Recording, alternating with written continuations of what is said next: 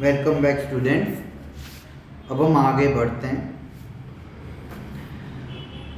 ए हरण की चोरी करे, करे सुई का दान, ऊंचे चढ़कर देखते कैतिक दूर विमान कबीरा, कैतिक दूर विमान।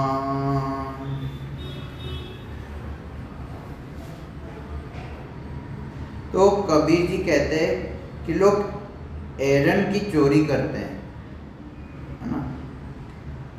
एरन ए हरन की एरन या ए हरन कह सकते हो। तो एरन का अर्थ होता है लोहार का एक औजार, लोहार का औजार मतलब जो बहुत भारी भरकम जो हथियार होते हैं, है ना, लोहे का जो औजार होता है। तो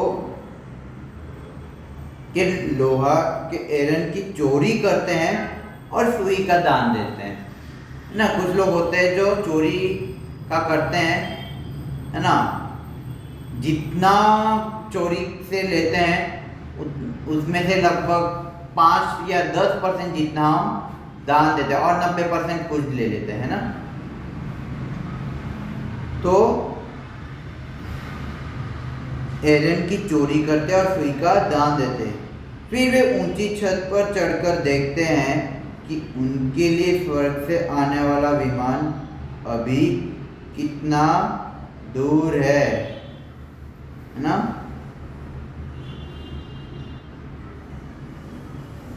अब इनके कहने का तात्पर्य क्या है कि उन्हें ये एक तरह की मान्यता है कि दान सेवा दान दक्षिणा देने से आपको पुण्य की प्राप्ति होती है या स्वर्ग की प्राप्ति होती है। पर ये कितना सत्य है ना। क्या दान देने से पुण्य या फिर ये स्वर्ग की प्राप्ति होती है? इसका पूरा सच अगर आपको जानना हो तो इस दोहे में दिया है ना, कि एक तो चोरी, इसमें कंडीशंस भी होता है। अच्छा, आप कुछ भी करते तो उसमें कंडीशंस भी होता है। तो ये एक कंडीशन दिया है उन्होंने कि हाँ सही बात है कि अगर आप दान देते हैं कुछ जरूरतमंदों को तो वो उससे आपको स्वर्ग की प्राप्ति होती है और आप स्वर्ग की जिंदगी जीते, आप जीते जी, ये सही बात है। परंतु कितना सच्चाई है वो इस दोहे में दी है कि ये कंडीशन है कि अगर आप चोरी का माल कुछ लेते हो, कुछ भी ज़्यादा, अगर आप जैसे कि मान लो 1 करोड़ की चोरी करते हैं आप, उसमें से आप सिर्फ 10,000 रुपये या फिर 1 लाख रुपए जितना भी कहो उतना आप दान करते, ये दिखाने के लिए कि हाँ अब हम मतलब ये दिखाते कि हम धर्मात्मा है, हम पुण्यात्मा है ना, हमें स्वर्ग मिलेगा। पर वो कितना सत्य है वो इन्होंने एग्जाम्पल देके बताया कि हम छत से जब ऊपर आसमान में हम विमान की ओर देखते तब हमें पता चलता है कि स्वर्ग वास्तव में और कितना दूर है ना। कि लोखंड की हम सुई भी बनाते हैं और विमान भी बनाते हैं, है ना। विमान का आकार कितना होता है ये तो सब जानते हैं अच्छे से। तो आप चाहे चोरी के माल का आप कितना भी दान दो, कम दो या ज़्यादा दो, सुई जितना भी दो या कितना भी दो, फिर भी अगर आप गलत तरीके से कमा के अगर आप कुछ दान पुण्य करते हैं तो माफ़ करना उसमें जीते जी तो क्या उसके बाद भी अपन स्वर्ग प्राप्त नहीं होता, है ना। कितना दूर होता है, वो दूर लगने लगता है।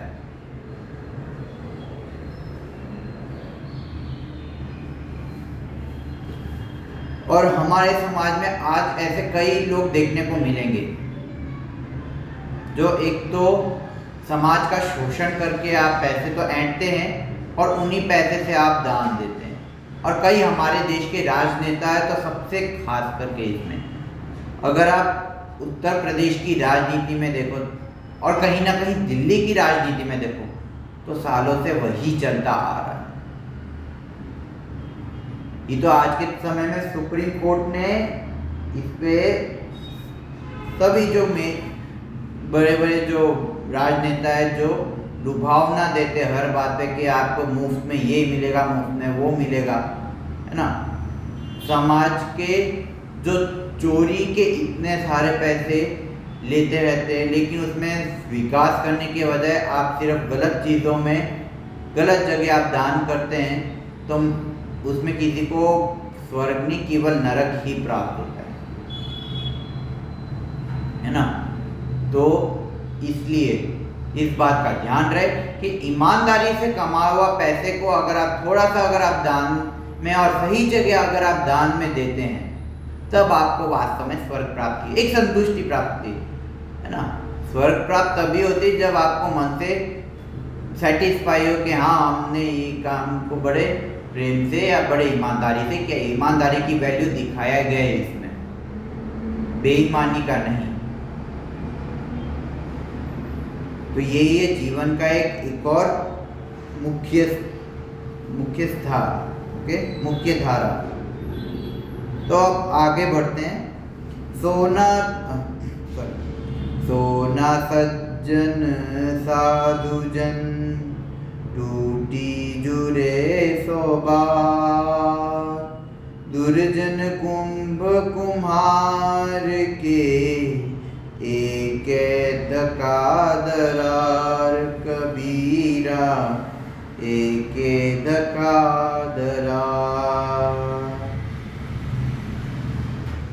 तो 3 तरह के लोग इसमें दिया है, सोना सज्जन साधु। सोना सज्जन और साधु ये ऐसे है कि उनसे रूठने के बाद भी हम जुड़े रहते हैं, है ना। हम एक बार इनसे रूठ भी जाए फिर भी क्या है, हम इनसे जुड़ना नहीं छोड़ते। क्यों?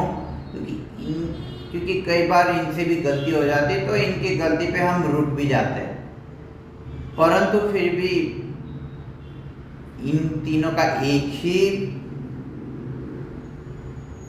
खास बात है कि अनमोल होता है ना। इनके अनमोल, सोना दिखने में भी अनमोल है और इनके उपयोग में भी अनमोल है। उसी तरह सज्जन और साधु के जो विचार है, उनकी जो चरित्र है वो भी अनमोल है, सकारात्मक, है ना। इतना अनमोल है कि उनसे रूठ कर भी उनसे अलग होने के बारे में हम सोच भी नहीं सकते। समय समय आता है कि हम रूठ जाते कई बार, परंतु लंबे समय तक वो रूठना नहीं रहता है ना। तो सज्जन अच्छे लोगों से संबंध बनाकर उसे कायम रखते हैं, जबकि दुर्जन लोगों का व्यवहार उससे उल्टा है। सज्जन और दुर्जन के बीच का फर्क बताया गया इसमें कि किस तरह सज्जन के साथ जीवन में आप उनके साथ में उनकी दोस्ती से आपको क्या फर्क पड़ता है और दुर्जन के साथ क्या फर्क पड़ता है अपने जीवन में।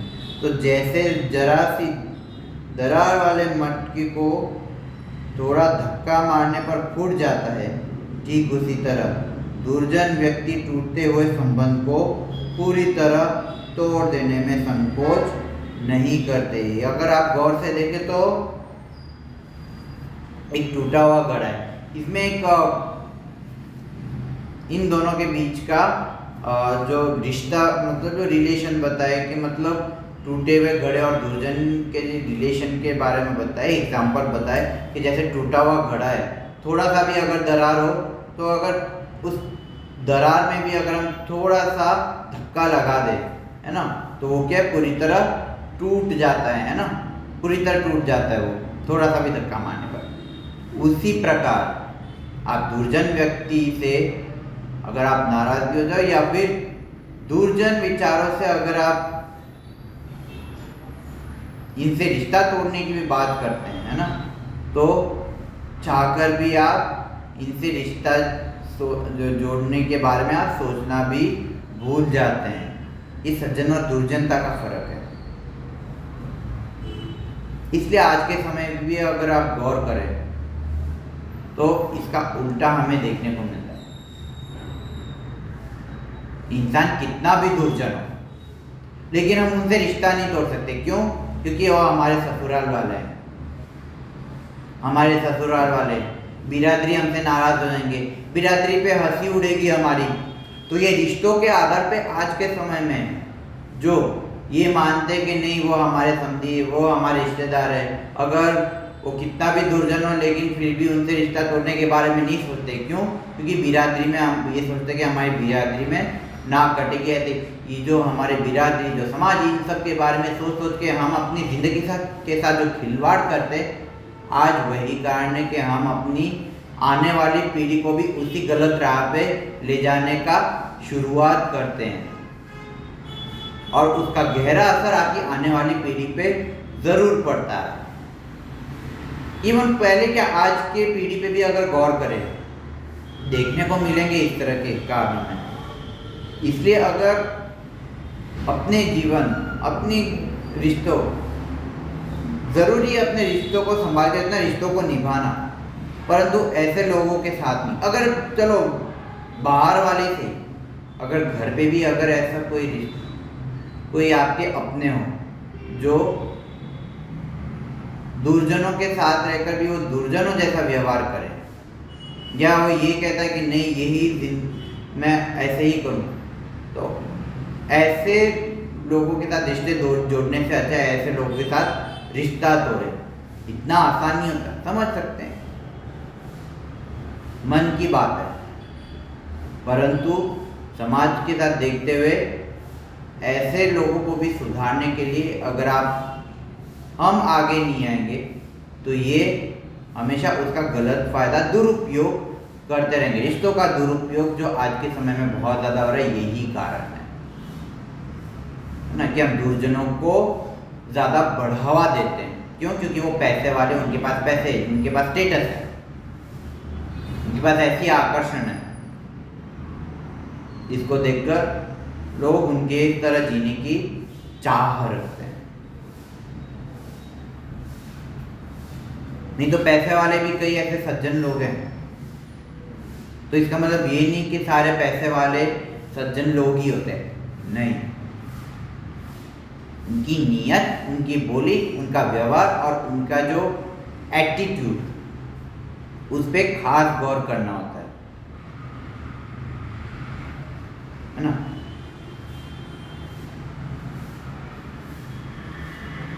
दुर्जन गरीब भी हो सकता है, अमीर भी हो सकता है, सज्जन गरीब भी हो सकता है, अमीर भी हो सकता है, मध्यम वर्गीय सब हो सकते हैं। आप इनके कैरेक्टर पे गौर करना है।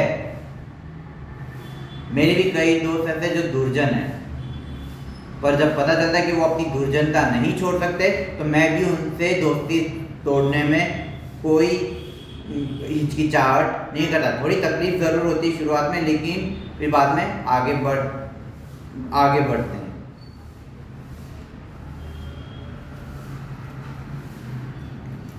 ठीक है, नेक्स्ट, रूखा सूखा खाई के ठंडा पानी पी, देख पराई चूपड़ी मत ललचावे जीव कबीरा, मत ललचावे जीव।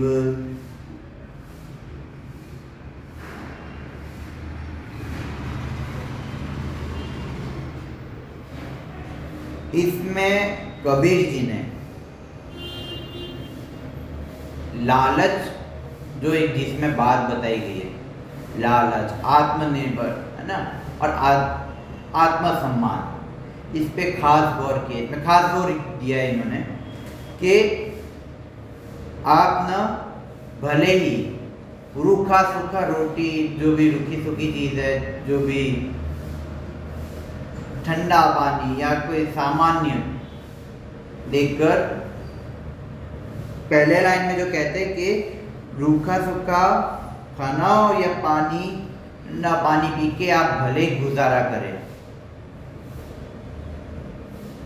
लेकिन अगर आप दूसरों की चुपड़ी हुई, घी में चुपड़ी हुई अगर आप गुलाम की रोटी खाएंगे, है ना, उसको तो खाना ही मत। पहले तो इन्होंने ये कहा है, दोहे के अनुसार कहा है कि दूसरों की चुपड़ी हुई घी में चुपड़ी हुई रोटी खाना ही मत। वो सही नहीं होता है। क्यों? क्योंकि वो गुलामी की निशानी है। और आज के समय में हमें ये सब ज़्यादा देखने को मिलता है, इसका उल्टा देखने को मिलता है। और यही कारण है कि आज के जीवन में इतने फ्रस्ट्रेशन, इतने आपको डिप्रेशन देखने को मिलता है, चाहे वो छोटे बच्चे हो, चाहे जवान हो, तो चाहे बड़े उम्र के लोग हो। आज भी हम इन बातों का अध्ययन नहीं करते और यही कारण है कि आज की लाइफ इतनी दुखद और इतने तनाव भर बढ़ गया है। क्या कहा गया है इसमें ज़रा गौर से देखें तो। और इसलिए कई ऐसे जो गरीब लोग हैं, जो गांव में रहते हैं, जो मजदूरी करते हैं, वो कहीं ना कहीं बड़े लोगों से ज़्यादा सुखी रहते हैं। क्यों? अगर उन्हें थोड़ा सा भी कुछ खाने को मिल जाए और थोड़ा सा काम करने को मिल जाए तो वो अपनी गृहस्थी को भी और अपनी ज़िंदगी को भी खुशी खुशी संभाल लेते हैं, है ना। उन्हें कोई चाह नहीं होती कोई बहुत बड़े की। तो इन्होंने ये एग्जाम्पल के द्वारा बताया कि आपके पास जितना भी हो, कम से कम साधन भले ही हो, अगर आप उसमें भी आप संतोष पाके जीते हो, है ना, बहुत ज़्यादा कुछ चाह की नहीं रखते, तो भी आप ज़्यादा सुखी रह सकते हैं, है ना।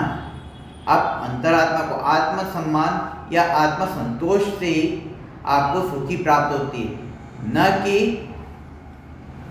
सामने देखकर चुपड़ी हुई घी की रोटी, है ना। अधिकांश लोगों का होता है कि चलो एक नया बड़ा घर लेते हैं ना, बहुत चमचमाहट वाला घर बनाते है ना। किसी घर को देखकर हमारा भी मन ललचा जाता है। लालच का इसमें जिक्र किया है कि हम दूसरों को देखकर जो हमारे अंदर लालच, जो हीन भावना पैदा होती है, अगर हम उसको बढ़ावा देंगे, उस नकारात्मक विचार को, तो हमारा जीवन क्या नरक बन जाता है, बर्बाद हो जाती है। कितने लोग इसी चक्कर में बर्बाद हो चुके हैं, जो लालच में आकर वो दिखता है कि अच्छा, आज के समय में ऐसे भी कई है जो बताते हैं कि जो चैन वाला जो बिजनेस है ना, कि एक ने 3 लोगों को जोड़ा, उन तीनों ने 3 और लोगों को जोड़ा, 3 से 3 और लोगों को जोड़ा, तो उन सब से पैसे लेकर कोई कंपनी होती है, तो उन सब से पैसे लेकर लोगों को ये लालच दिखाते कि देखो इनके पास इतने पैसे, इनके पास गाड़ी, इनके पास अच्छी बीवी है, इनके पास इतने घर है, तो आप भी ये सब कर सकते हैं। आपको भी सपने दिखाते। तो ऐसे लोग वो चुपड़ी हुई घी की रोटी दिखाकर जो सपने दिखाते हैं, अधिकांश लोग उसमें बर्बाद हो चुके, उसमें कितने लोग टूट चुके हैं, है ना। ये आज ज़्यादा देखने को मिलता है और यही कारण है कि आज के समय में कोई किसी से भरोसा ठीक से नहीं कर पाता। तो लालच, इसमें एक भगवत गीता का एक आता है, इसमें एक काम, क्रोध, लोभ, मोह, ईर्ष्या, इसमें लोभ मोह का भी इसमें बताया है कि ऐसे दुर्गुणों का अगर आप अपने जीवन में उतारेंगे तो कोई भी मनुष्य ना तो सक्सेसफुल हो सकता है, ना तो सुखी रह सकता है। और इसमें कबीर जी ने दोहे के तौर पे इसी तरह प्रस्तुत किया है ना।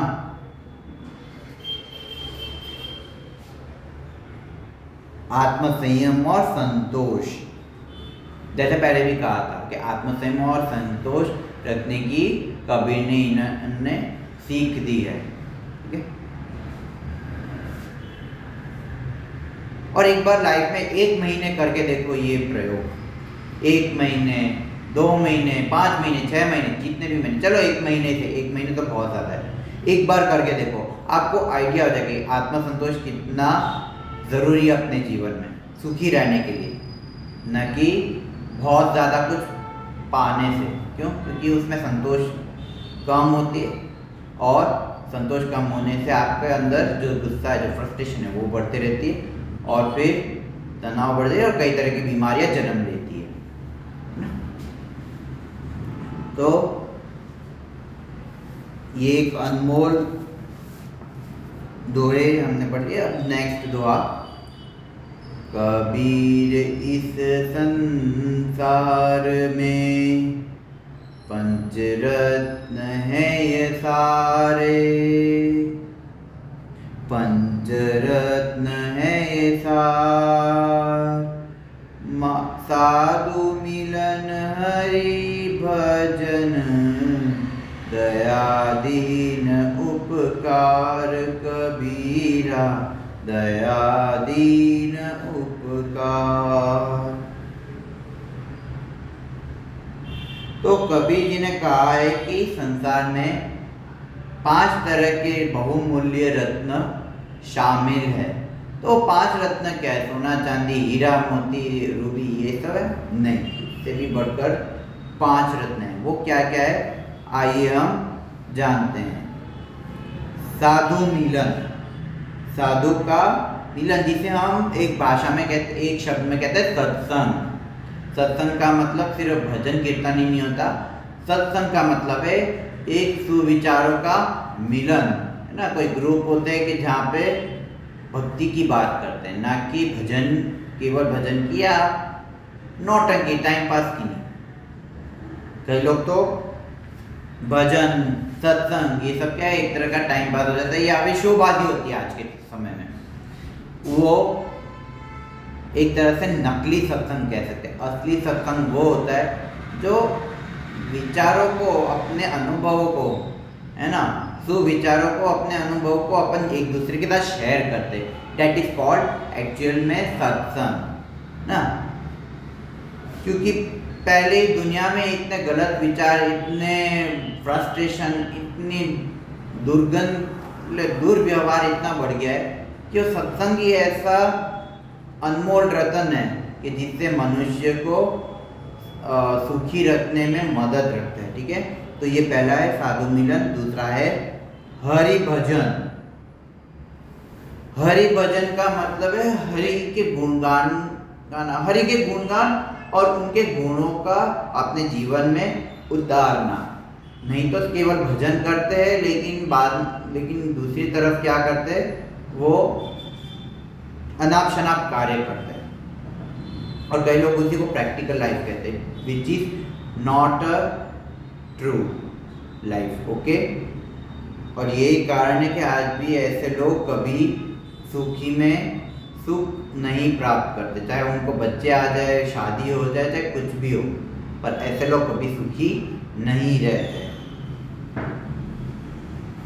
ना।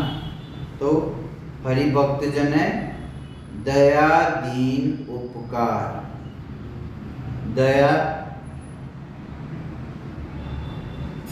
करना, दया की भावना, जो दया रखते हो इन लोगों का जिनमें पश्चाताप हो गया हो, है ना, जो गलत काम करते हैं लेकिन फिर भी उसके बाद जो पश्चाताप करने का मौका देते हैं, है ना, उन्हें सुधरने का मौका देते तो उसे दया कहते हैं।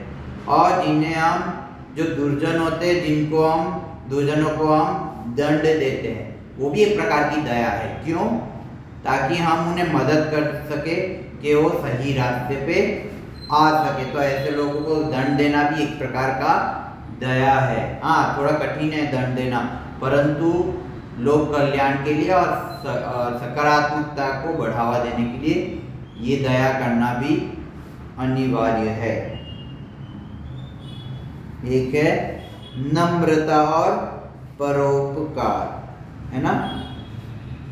नम्रता, नम्र विनंती, मतलब जिसे हम एक मर्यादा मानते हैं, एक तरह की मर्यादा है। मर्यादा में रिक्वेस्ट करना मतलब ओवर रिएक्ट करके या फिर बहुत ज़्यादा उटपटांग भाषा बोल के नहीं, है ना। लेकिन उस नम्रता का भी अगर कोई दुरुपयोग करे तो उसके साथ मतलब दूसरों को भले गलत लगे, लेकिन वो अगर अपना लिमिट पार करे तो नम्रता भी कोई काम नहीं आती, है ना। तो उसको उसी हिसाब से हैंडल करना जो जिस भाषा में समझते हो। लेकिन नम्रता केवल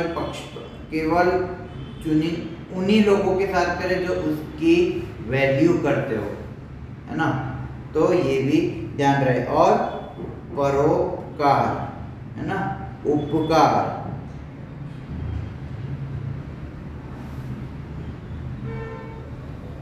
परोपकार का मतलब आपका जो उपकार है, मतलब एक प्रकार से दूसरों की मदद करना, दूसरों को सहायता करना, जो जरूरतमंद हो।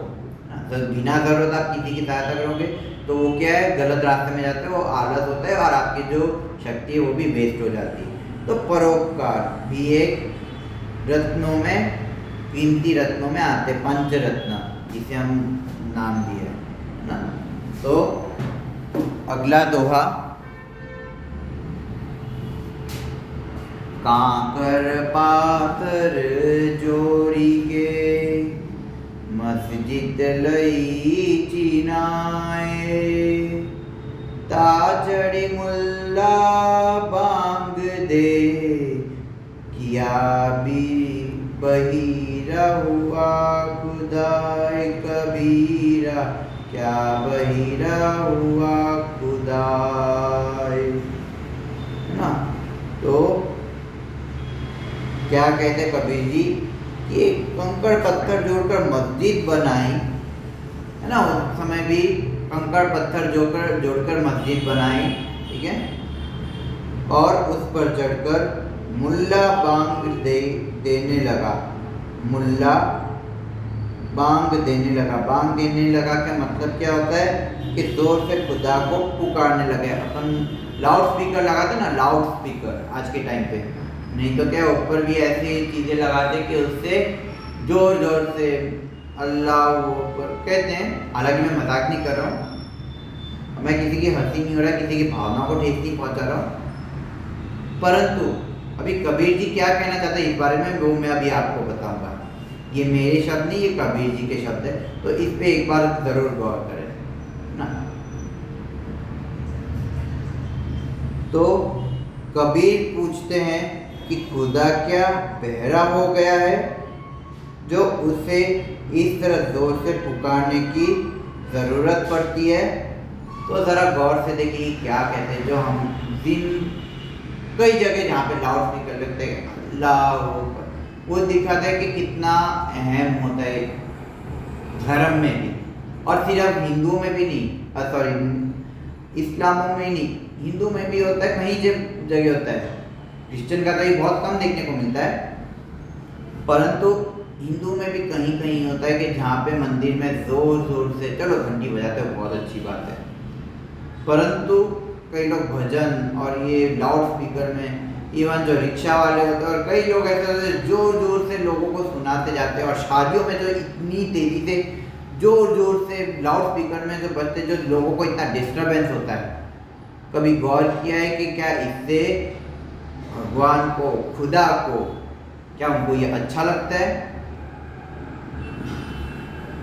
क्या इसे उनको सुनाई देगा इतना, या फिर इतने बहरे होंगे कि इतने जोर जोर से चिल्लाकर वो आपकी बात मान लेंगे या आपकी सुन लेंगे? तो क्या कहते हैं इसमें कि यही कहते कबीर जी कि आपका जो भगवान है आपके अंदर है, वो आपके हृदय में है। तो पहले भी बताया गया था कि आप बाहर ढूंढने की कोशिश करते हो, वास्तव में आपके अंदर है। तो इसलिए जोर जोर से खुलेआम सरेआम पुकार, ये चिल्लाने की, या फिर यूँ कह सकते लाउड स्पीकर में यूँ ध्वनि प्रदूषण करने की आवश्यकता नहीं है। या वास्तव में अगर आपको अल्लाह का इबादत करना हो, चाहे भगवान का ही अल्लाह या फिर आपके जो भी इष्ट देव या देवियाँ हैं, जो भी भगवान हो, उनकी आरती करनी हो या उनकी इबादत करना, तो आप मन से भी कर सकते हैं, घर पे बैठ के या फिर जहाँ पे भी आप घर के अंदर हो, है ना, रास्ते पे भी नहीं, क्योंकि रास्ते पे भी कई बार इसके इश्यूज आते रहते हैं कि रास्ते पे इन लोगों को नमाज पढ़ने की इजाज़त देते रहे। क्यों? क्योंकि उनको वोट चाहिए। वोट देने के लिए हम ऐसे कई तरह के क्राइम देने के लिए अधिकांश लोग अब तक छूट देते आ रहे हैं, ठीक है। ये भी एक तरह का क्राइम है, जोर जोर से चिल्ला के ध्वनि प्रदूषण करना। सुबह भी देखते होंगे, अगर वास्तव में अल्लाह की अगर आपको इबादत करनी तो आप घर पे नमाज पढ़ के घर पे या फिर इबादत गृह करके हैं, वहाँ पे भी बैठ के नमाज पढ़ सकते हैं और अपने मन से अल्लाह को याद करें या अल्लाह की इबादत करें, तभी वो प्रार्थनाएं वो स्वीकार करते हैं या फिर सुनते हैं, है ना। और चाहे मंदिर में भी हो, अकेले सिर्फ एक ही नहीं, आप मंदिर में भी देखिए, अगर जोर जोर से अगर आप ये आरती भजन जोर जोर से चिल्ला के करते तो वो भी गलत है ना। तो इस बात का गौर जरूर करते हैं, है ना। भजन करना हो या फिर कुछ भजन गाना हो, आरती करनी हो, तो आप घर में बैठ के कर सकते हैं या फिर मंदिर में वहीं पे पुजारी जो करते हैं उसी हिसाब से कर सकते हैं। हाँ, वो थोड़ा वो सिर्फ वो बैकग्राउंड म्यूजिक को वहाँ तक ठीक है, बाकी इतना आवाज़ फैलाने की ज़रूरत नहीं, लाउड स्पीकर चलाने की ज़रूरत नहीं। और रिक्शा वालों के लिए भी है, भले मंदिर और इसके धर्म की बात, क्योंकि केवल धर्म की बात नहीं, आपके आम जीवन की भी बात है। लाउड स्पीकर इसलिए लाउड स्पीकर क्या, आपको अगर मन से अच्छा लगता है तो इसे आप नॉर्मल वॉल्यूम के साथ आप कर सकते हैं, ठीक है। बहुत ज़्यादा आडंबर करने की ज़रूरत नहीं है।